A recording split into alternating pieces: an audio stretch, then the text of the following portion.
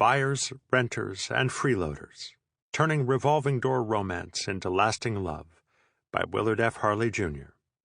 This book is read by the author. Originally published by Baker Publishing Group in English as Buyers, Renters, and Freeloaders, Turning Revolving-Door Romance into Lasting Love. Copyright 2002 by Willard F. Harley, Jr. All rights reserved. Chapter 1. Looking for Lasting Love? Have you ever been in love? If so, you know how great it feels to love and be loved by someone. When a romantic relationship is on track, you never want it to end. But as you probably noticed, it's hard to keep one on track. After starting out as terrific, your romantic relationships may have turned terrible or even terrifying, leaving you wondering what happened. If that's been your experience, you're not alone. Most romantic relationships end up that way. You've probably asked yourself the question, why? What makes my romantic relationships go from great to gone? You may think that you just haven't found the right match yet, and that it's only a matter of time before the right one comes along. But I have another explanation, one that has helped keep thousands of romantic relationships on track for life.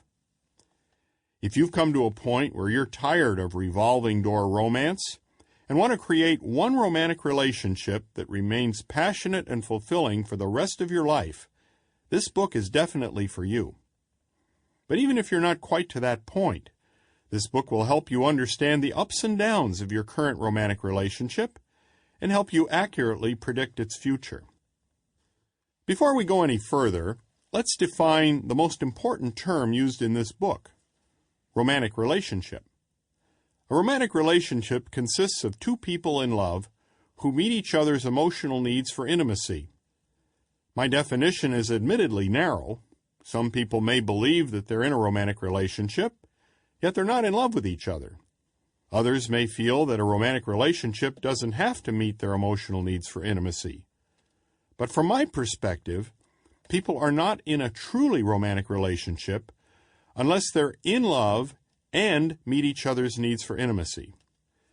Intimate needs are among the most important emotional needs we have in life. Affection, intimate conversation, sexual fulfillment, and admiration are just a few examples of these important needs. We can't meet any of them by ourselves. They can only be met by someone else, and not by just anyone else.